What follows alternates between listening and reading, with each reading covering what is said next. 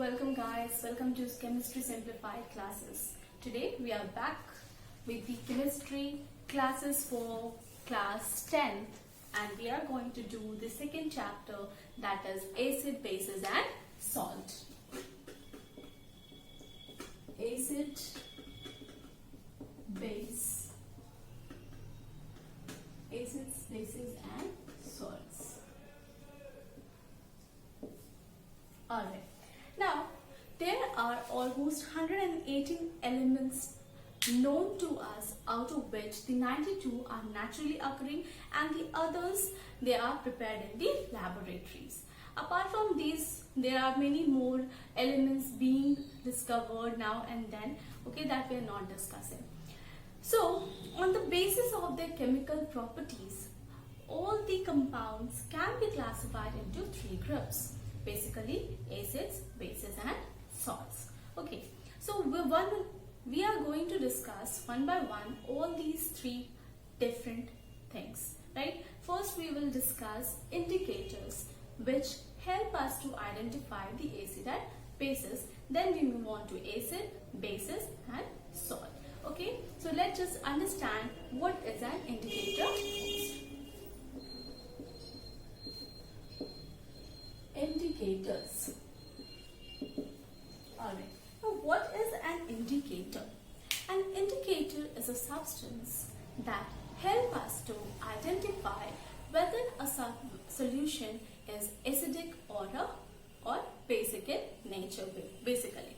Right, so we can also say that an indicator is a dye that changes its color in acid or base. And these indicators, they are of two types. They are synthetic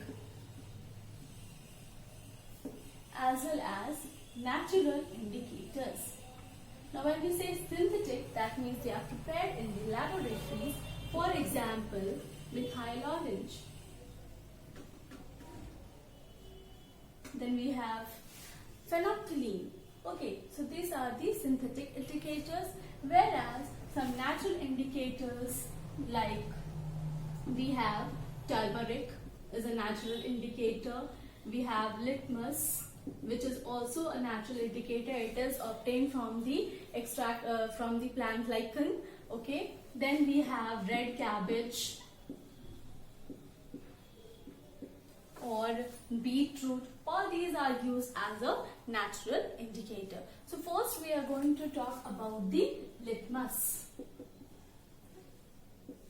In the later half we will understand what is the test given by acid, what is the test by the bases. So litmus turns, the acid turns blue litmus red. Acid turns blue litmus red, whereas the bases turn red litmus blue. For example, if you take an orange juice, okay, and you bring the litmus paper or you dip litmus paper into orange juice, you will see the change in the color. Okay, so you will observe the blue litmus turns red. Okay, that means orange juice is acidic in nature. Similarly, if you take sodium hydroxide, solution and dip a litmus paper into it, it will change its color from red to blue. Okay, so that is the test given by litmus. Alright, we can also take litmus solution to test acid or basic solution. Then next we have two other indicators, that is methyl orange and we have phenolphthalein.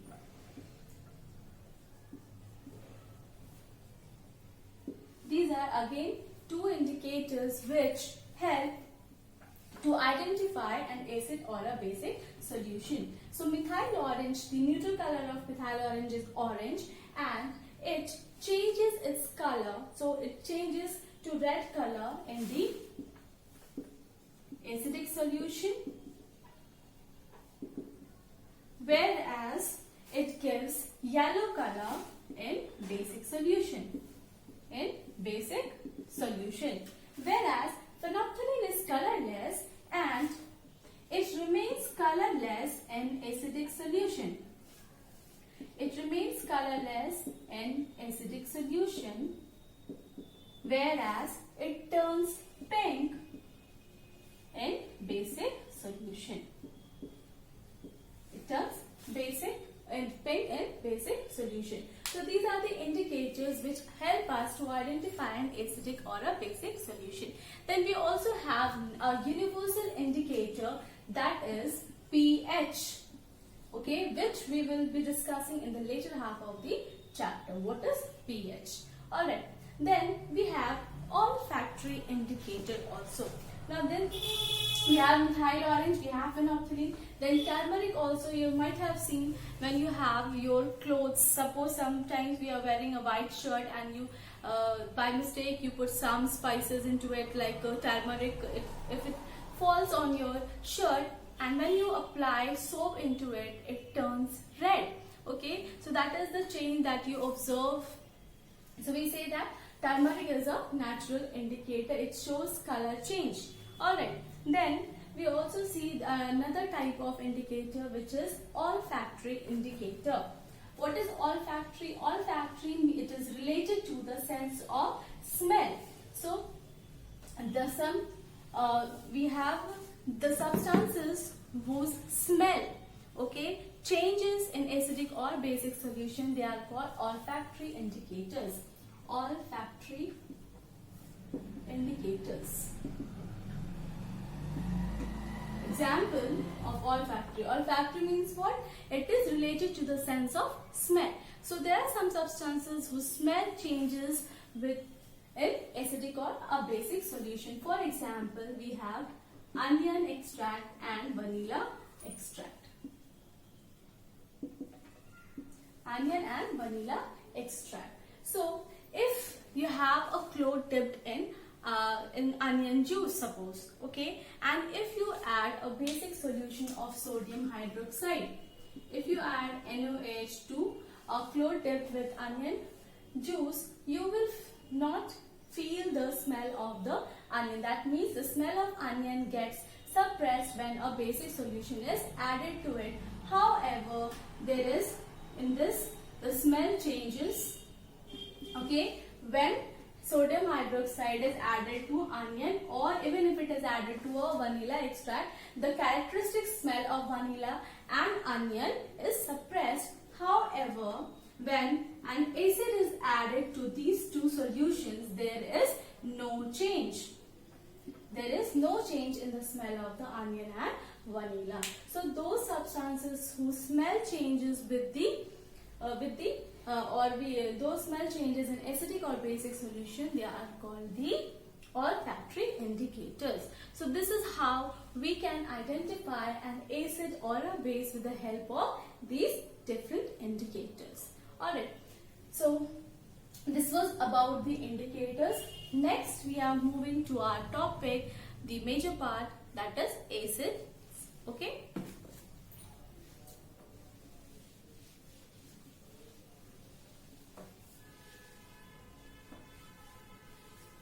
Acids.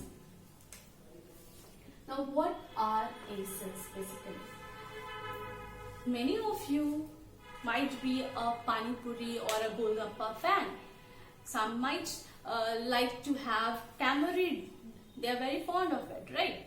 So whenever you eat Golgappes or Pani Puris, you feel that water of the Pani Puri is so tempting, right? It's very sour, it's tempting.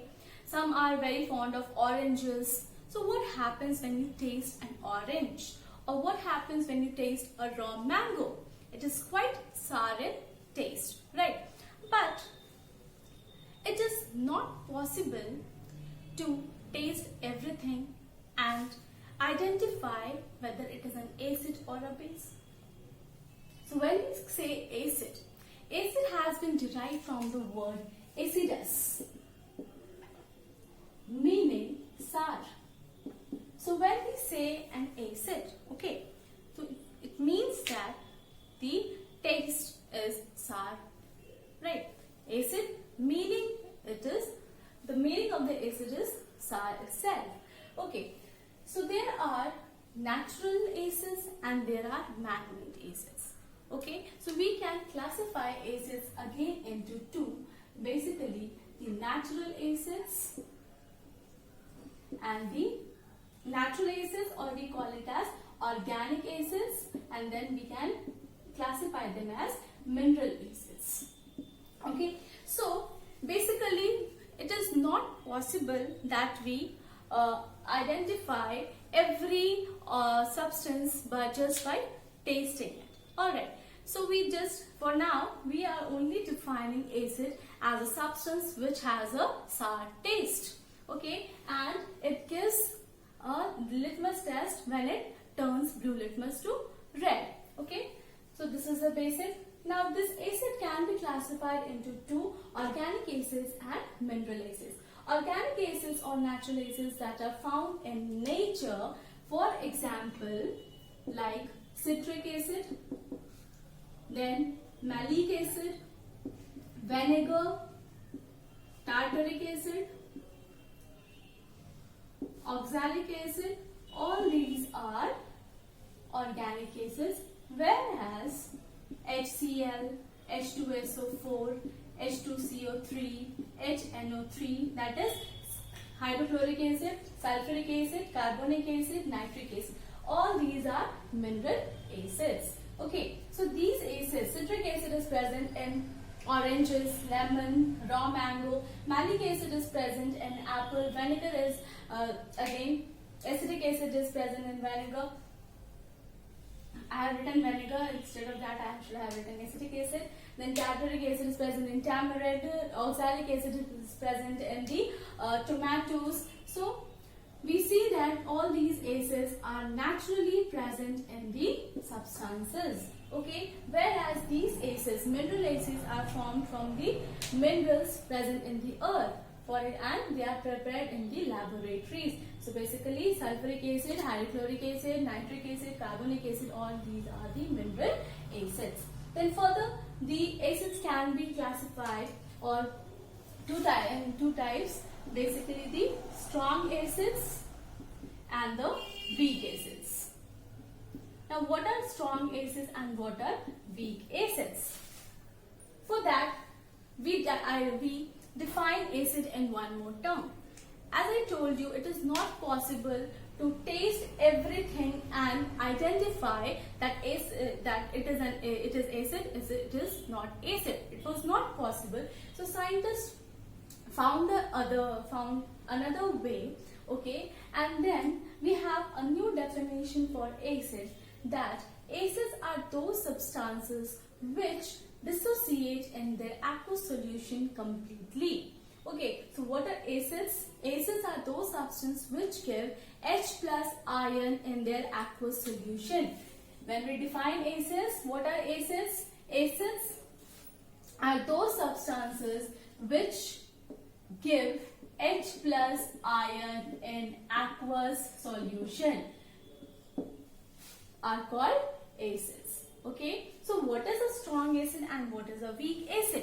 So when we say that strong acids are those acids which completely dissociate in their aqueous solution. Dissociate means completely break.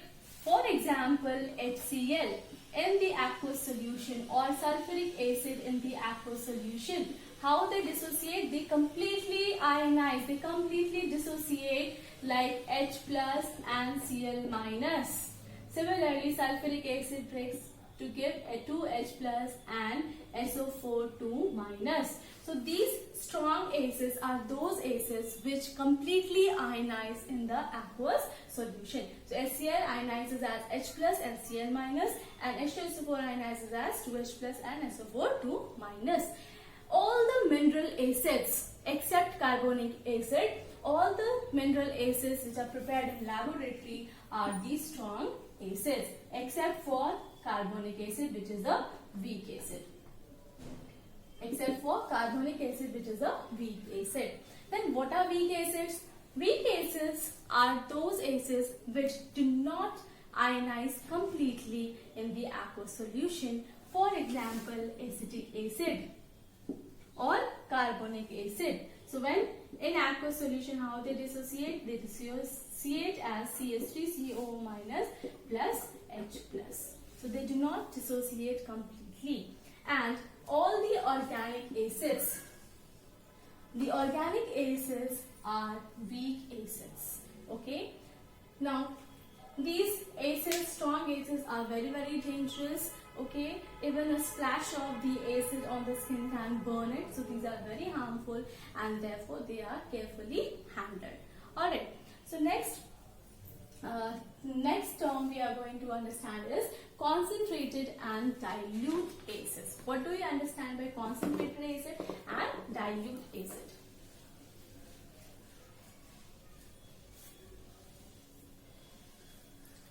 A small example for that. If we take a glass of water, okay, if we take a glass of water and if we put 1 tablespoon of salt and taste it, it will be salty to taste, right? But if we add 10 tablespoon of salt into it, it will not be possible for us to taste. Why? Because we have made the solution very concentrated. Even though we have water in it, the amount of the salt present in it is very high. So it is not possible. So when we say concentrated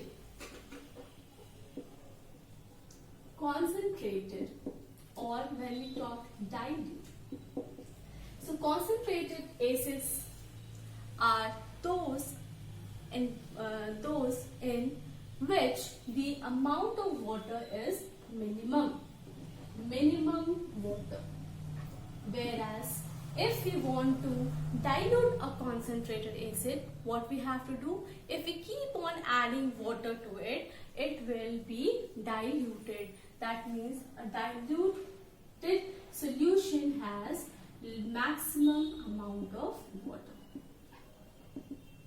Okay, so concentrated acid is one in which the amount of water is minimum, whereas a dilute solution is that acid is that in which the maximum amount of water is present. Okay, so this is how we dilute a solution, dilute an acid, whatever we say. But both concentrated and dilute acids are harmful. It's not that only concentrated acid is dangerous. Now when we are diluting acids, there has to be some precautions to be taken. How do we dilute acids? So in order to dilute acid, remember we should always add acid to water and never we should add water to acid. This will be wrong. Why? Because while we dilute the acids, what happens? The reaction is highly exothermic. So when water is added to acid, what happens? A lot of heat is evolved, and because of that, it may happen that some of the water can be steam out explosively and can harm your skin. It can burn your skin. So it is always advised to add acid to water and very slowly, the help of a dropper. Okay, so this thing has to be kept in mind while diluting the acids. Alright, so now this was the basic for the acids. Next we are going to discuss the properties of acids one by one. What is the first property? The first property of acid is that it is sour in taste. Acids are sour in taste. The properties of acids.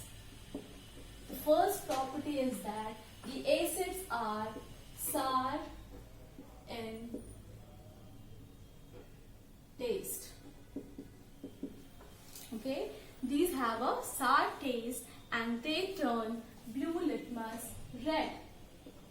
Turn blue litmus red. And as I told you, these acids, they give H plus ion in their aqueous solution, they completely dissociate in the aqueous solution. Therefore, these acids can conduct electricity. Can conduct electricity. Okay, so they are good electrolytes. Next, acids react. Acid reacts with metals to form hydrogen gas. So I'm writing here like this. Acid reacts with metals to form hydrogen gas and a metal salt is formed. A metal salt is formed. For example, if we take aqueous or dilute HCl or H2SO4 and we take zinc or we take sulfuric acid, aqueous with zinc, what we will get? We will get a metal salt along with we will get hydrogen gas. So we will get ZnCl2 or ZnSO4 plus H2 gases. We can write here metal salt and H2 gases evolve. Okay, so what is the reaction between acid and metal? When an acid is added to metal, okay, or a metal is added to a dilute solution of an acid, like when zinc is added to dilute sulfuric acid or hydrochloric acid, what happens? Hydrogen gases evolve along with the formation of a metal salt. So this can be done in the laboratory. It's given in the activity 1 of the chapter. So what happens when you take a test tube filled with dilute HCl or sulfuric acid and add some granules of zinc, you will see some bubbles start forming, and that is the hydrogen gas. So if you want to test it, you can bring a burning candle near to the test tube. It will burn with the pop-up sound, and that pop-up sound will tell us the presence of hydrogen. Okay, so how does this reaction take place? When an acid reacts with a metal, it forms hydrogen gas. Now, one thing to note down is that the curd, for example, curd and other sour foodstuffs such as vinegar, lemon juice, orange juice, they are not kept in a metal vessel. Why they are not kept in metal vessel? The reason is this, okay, because acids react with metal and they form some poisonous substances, and that is why they are very, very harmful and should not be. This is the first reaction of acid. Next, we have the reaction of acid with metal carbonates and metal hydrogen carbonates. Next, we have the reaction of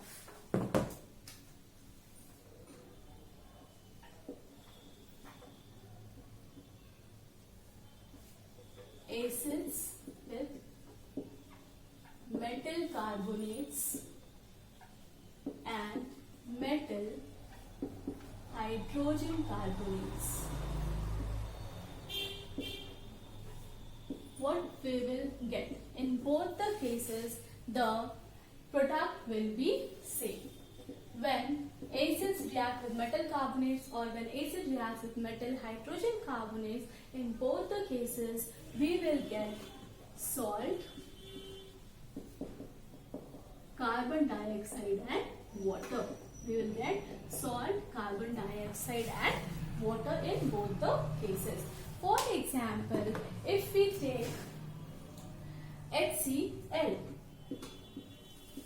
and we take sodium carbonate, so what we will get here? In this, we will be getting NaCl, and then we will get carbon dioxide from here and 1 molecule of water. So we will be getting NaCl plus we will get carbon dioxide. यहाँ you can see here, यहाँ से देख सकते हैं यहाँ पे NaCl है, NaCl निकल जाएगा. Okay, you can balance this also. So we get carbon dioxide CO2 and 2 H2O. I think it is balanced now. Okay, 2 NaCl. NaCl is balanced, 1 carbon, oxygen is 3. So here 2 plus 1, 3 oxygen balance, and hydrogen is also balanced. So when our acid is added to metal carbonate, we get salt, carbon dioxide and water. Similarly, if we take HCl and we take metal hydrogen carbonate, okay, so this is sodium bicarbonate. If we take this again, the product will be NaCl, H2O and carbon dioxide. So we will be getting NaCl, CO2 and water. So this is the reaction of metals with of acid with metal carbonates and metal hydrogen carbonate. In both the cases, carbon dioxide gases evolve, and this carbon dioxide gas, if you want to test, acid reacts with carbonates and hydrogen carbonates to evolve carbon dioxide, and this carbon dioxide reacts with lime water. This carbon dioxide reacts with lime water. What is lime water? Lime water is calcium hydroxide. Okay, so this carbon dioxide turns lime water milky. So we get a white precipitate of this, reacts to give calcium carbonate along with water. Okay, which is the white PPT. Again, we have a question. This is very, very important. Okay, why? What will happen? A question is asked. From here we get to know that carbon dioxide has evolved in this reaction. So this carbon dioxide turns lime water milky. Lime water, also known as calcium hydroxide, we should know the common name also. Okay, so here this carbon dioxide, when it turns lime water milky, a white precipitate of calcium carbonate is formed along with water. And what will happen? The question is asked, what happens when excess of carbon dioxide is passed through the lime water? So, if excess of carbon dioxide is passed through lime water, then CO2 excess. Okay, when it is passed through the lime water, okay, this is added to this, what will happen? We get, from here we will get calcium hydrogen carbonate. Calcium hydrogen carbonate, which is soluble in water. So the milkiness disappears. So this is a question asked, what happens when excess of carbon dioxide is added to the lime water? So when excess of carbon dioxide is passed through lime water, the white precipitate that is formed dissolves due to the formation of calcium hydrogen carbonate, which is soluble in water. So this is one question which is asked, which can be asked, and this is given in activity of your NCERT book. Okay, now this limestone, marble, chalk, all these are the different forms of calcium carbonate. Okay, all these are the same, made from same chemical compound, that is calcium carbonate. Even the eggshells are made of calcium carbonate only. So when calcium carbonate is added to HCl, what will happen? What will be the reaction of calcium carbonate with HCl? CaCO3 plus HCl. We will be getting, again in this case we will get calcium chloride, CaCl2, along with hydrogen, carbon is not carbon dioxide gas, and water. So this is the reaction we will get when the eggshells react with dilute. Again, another question, which is what will happen when eggshells are added to dilute? The acid is added to the eggshells. Okay, so this is the reaction which will happen. So this is the reaction for acids with metal carbonates and metal hydrogen carbonates. Next, what will happen when acid reacts with bases? What will happen when acid reacts with bases?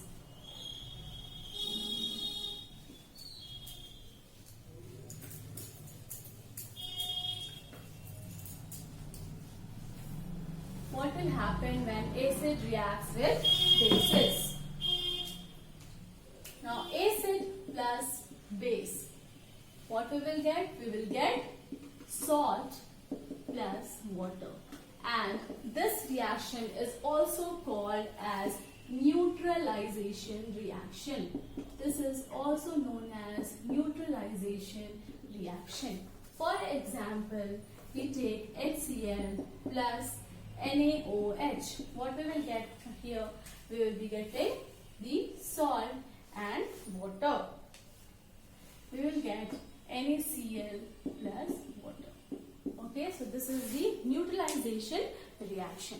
If you want to check this, you can take phenolphthalein indicator to do the test. Now phenolphthalein can help out to know whether which one is whether it is acid or base. Alright.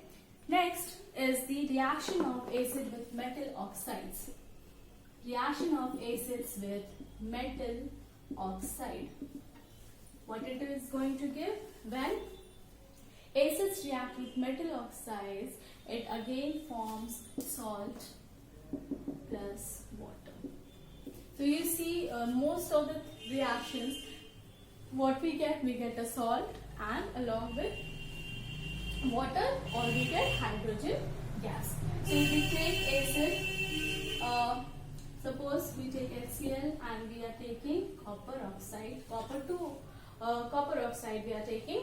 Okay, so what we will get here? We will be getting CuCl2.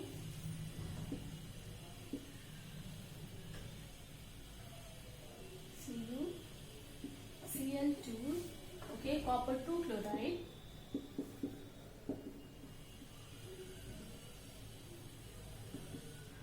Along with what we will be getting?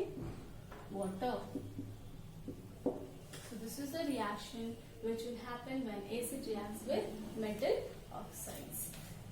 Then again another thing is, all the acids have one thing common, and that is the H plus ion. Acids are also corrosive in nature.